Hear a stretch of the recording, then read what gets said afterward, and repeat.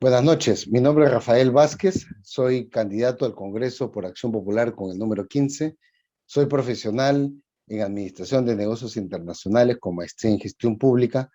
He sido 2 veces finalista de la Competencia Internacional de Talento e Innovación TIC Américas, que es una competencia que se da en el marco de la Cumbre de las Américas a nivel de todo el continente. He sido becario para el programa de liderazgo realizado en México el año 2007. Además, tengo más de 15 años en Acción Popular, llegando desde la Secretaría de Juventudes en mi distrito hasta la Secretaría General Nacional. No cuento con ningún tipo de antecedente penal, judicial o policial, y esta es la primera oportunidad que me presento al Congreso de la República. Y estaré atento para poder responder a todas las inquietudes, preguntas y consultas que puedan realizar esta noche. Gracias.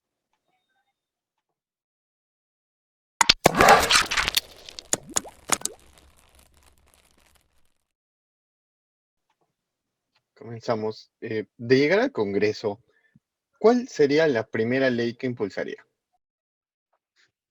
Deseo impulsar una reforma legislativa que nos permita que el Banco de la Nación impulse préstamos, créditos a una baja tasa de interés para que de esta manera podamos reactivar la economía y generar mucho más empleo. Recordemos que actualmente cuando un emprendedor, un micro, pequeño empresario desea impulsar tener un crédito, tener un préstamo para ampliar su negocio o comenzar su negocio, tiene que irse a la banca privada. Y la banca privada actualmente cobra intereses realmente usureros.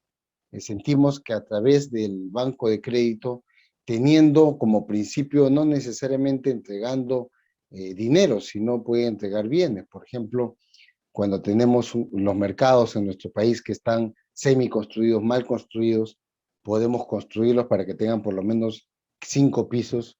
En las galerías también comerciales, donde se vende diversos productos para los ciudadanos, se le podría entregar a cada uno de los emprendedores un puesto comercial para que en 15 años, 10, 15 años puedan pagar a muy cómodas cuotas de interés, y de esta manera podríamos capitalizar a los emprendedores, a los micro pequeños empresarios, darles la oportunidad de crecimiento, y también esto debe complementarse con una política de parte del gobierno de Johnny Lescano de impulsar la transferencia de conocimiento y de tecnología para generar competitividad en las MIPES, ¿no? Sobre todo, las micro y pequeñas empresas en el Perú. Claro, ¿cómo se concretaría dicha propuesta sin afectar fondos intangibles del Banco de la Nación? Es decir, ¿de qué fondo tendría que extraerse ese dinero? No es necesario afectar los intangibles del Banco de la Nación. Tendríamos que sacar o tener una especie como de reactiva impulsado desde el gobierno para poder permitir que nuestros micro y pequeños empresarios puedan tener este tipo de préstamos. El Estado ha acumulado una serie de recursos que le permitiría actualmente poder tener ese tipo de préstamos, teniendo sí un impulso del Estado. Recordemos que el Estado, cuando realmente quiere reactivar la economía, puede realizarlo. ¿Y de qué manera? Teniendo primero voluntad política de liderazgo y también la responsabilidad, ¿no? La responsabilidad de poder comprometerse con la gran mayoría de peruanos, es decir, con la fuerza laboral en el Perú. Recordemos de que la gran mayoría de fuerza laboral en el Perú, más del 90% está de la micro, pequeña empresa y los emprendedores. Entonces, entendemos de que teniendo el compromiso del gobierno de Johnny Lescano, podemos impulsar la micro y pequeña empresa, generar puestos de trabajo, pero sin afectar la economía del país. También quiero recordar que hemos pasado 3 décadas hablando del PBI, que es importante, pero recordemos que el PBI en azul no es suficiente. Es también mirar cuál es la tasa de desempleo y subempleo que está cada vez mucho más creciente en el Perú, mucho más con esta pandemia. Entonces, una visión responsable solidaria de parte del Estado puede impulsar a que los micro, pequeños empresarios puedan crecer, ser más competitivos, vender más, y eso se convierte en más recursos para los hogares de las grandes familias en el Perú. Claro, y una última pregunta sobre el tema. ¿Estos fondos serían con un interés alto, bajo o sin interés?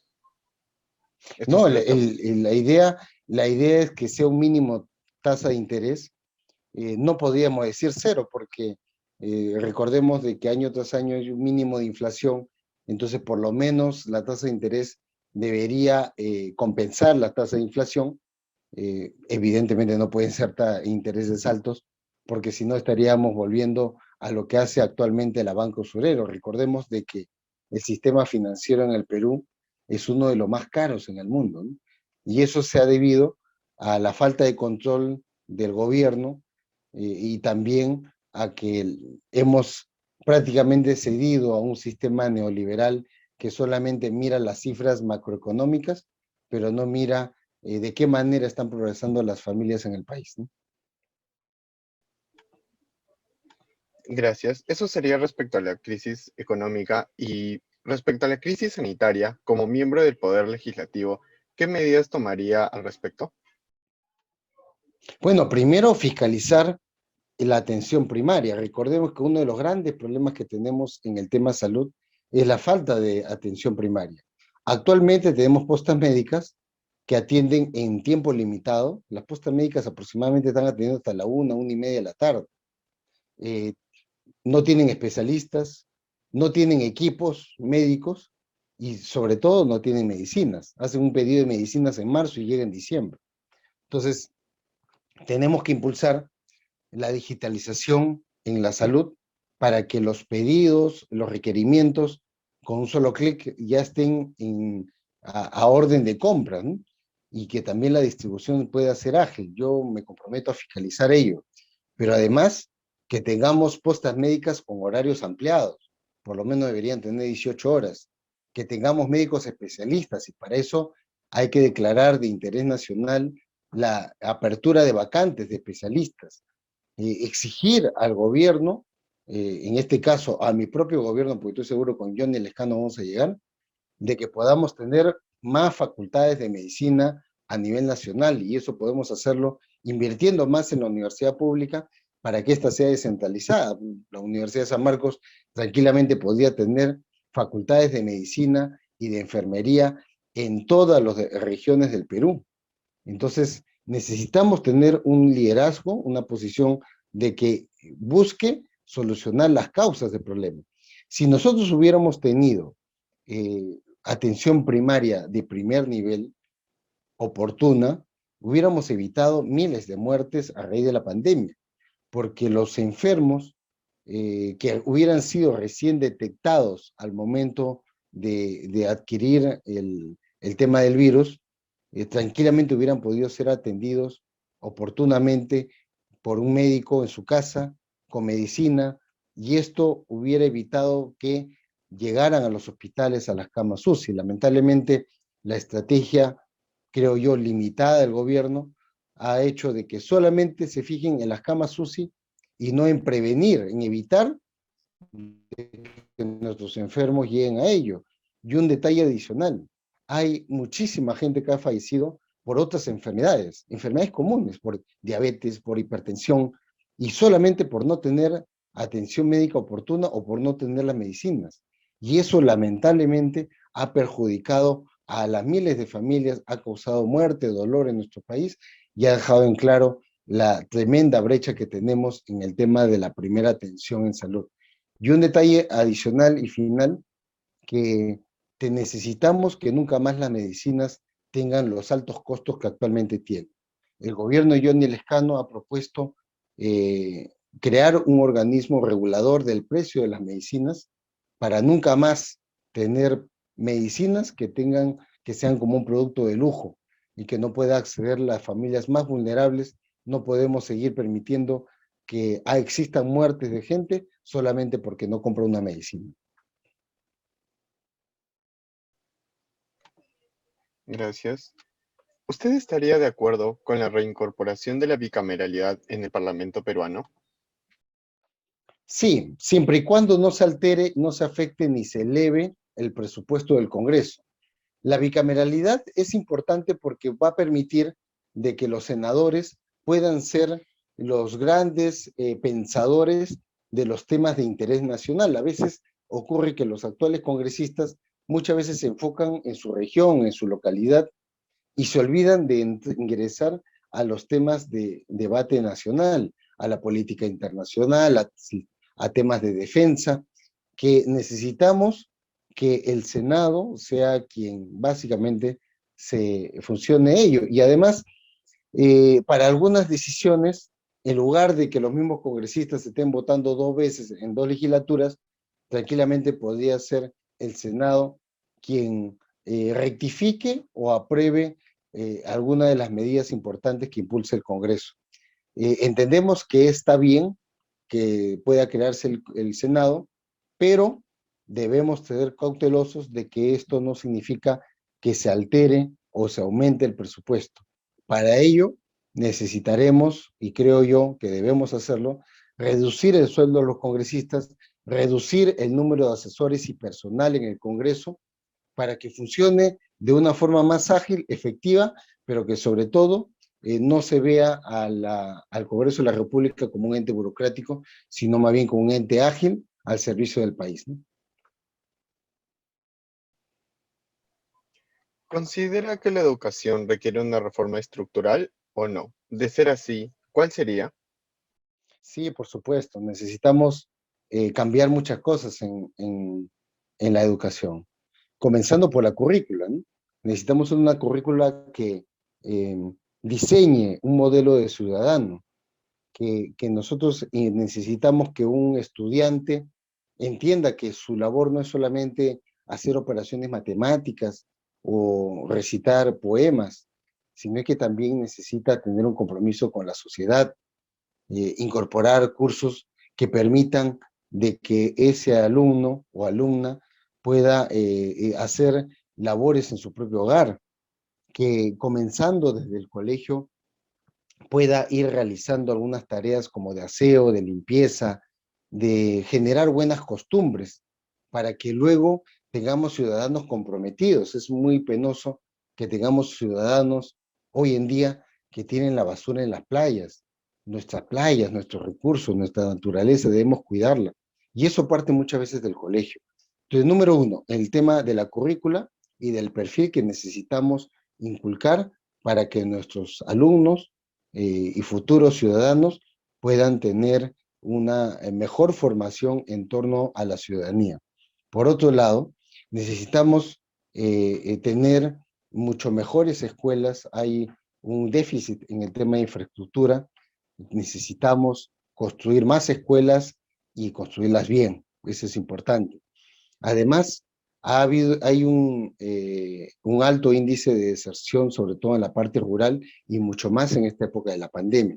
Necesitamos impulsar una política para que nuestros alumnos regresen a clases y puedan recuperar, si es posible, los que han perdido el año, en todo caso, y regresar a las escuelas para que evitemos de que los jóvenes queden condenados a no terminar el colegio. Recordemos también que una persona que no termine la secundaria o la primaria está prácticamente condenada a la pobreza, porque ese es un indicador del desarrollo de una persona. Además, necesitamos impulsar los estudios universitarios, necesitamos invertir más en las universidades nacionales para que éstas tengan facultades descentralizadas a nivel nacional, para que no tengamos nunca más provincias donde un joven tenga que irse o a la universidad privada o tenga que venirse a Lima a estudiar. Eso me parece que es injusto.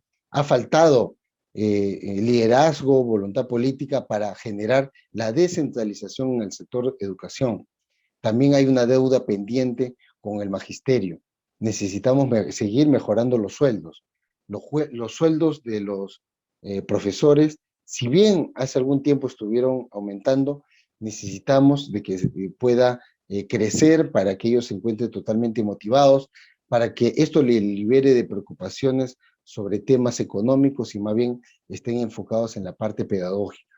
Y finalmente, necesitamos en esta pandemia tener como aliado principal a los padres de familia. Recordemos de que los padres han sido los principales aliados de los docentes, porque ellos han sido los que han conectado la computadora o el celular para poder transmitir el mensaje hacia sus hijos. Entonces necesitamos en ese aspecto recompensar a los padres. Estamos proponiendo que a través del gobierno, con Johnny Lescano, podamos impulsar becas para todos aquellos padres que han destacado en el Aprendo en Casa, y ahora que no vamos a poder, lamentablemente por la falta de cobertura de Internet, poder llegar a todos los rincones del país, necesitamos el compromiso que nosotros lo tenemos de democratizar el Internet en el Perú. Vamos a comprar un satélite que permitirá de que el Internet pueda llegar hasta los últimos rincones del país, pero por el momento necesitamos impulsar que la televisión, que es un medio mucho más rápido, pueda transmitir de forma mucho más efectiva los mensajes del Aprendo en Casa. Que no ocurra lo que ocurrió el año pasado, de que el Aprendo en Casa se interrumpa por el mensaje presidencial. En ese aspecto, podemos aprovechar la infraestructura de TV Perú para crear un canal netamente solamente de educación y cultura, y que de esta manera podamos tener ya un espacio, aprovechando la experiencia del personal de TV Perú, aprovechando la experiencia de los docentes, para poder acumular o tener un espacio televisivo netamente de educación y cultura al servicio de todos los peruanos. Oportunidad y agradecerles a todos ustedes por esta atención. Para mí es un enorme gusto haber compartido este espacio y exhortar, invitar a todos los que nos siguen a que sigan acompañando a nuestro candidato presidencial John Lescano, a Acción Popular, invitarlos en abril a que marquen las 3 lampas y escriban el 15 de Rafael Vázquez al Congreso. Muchas gracias.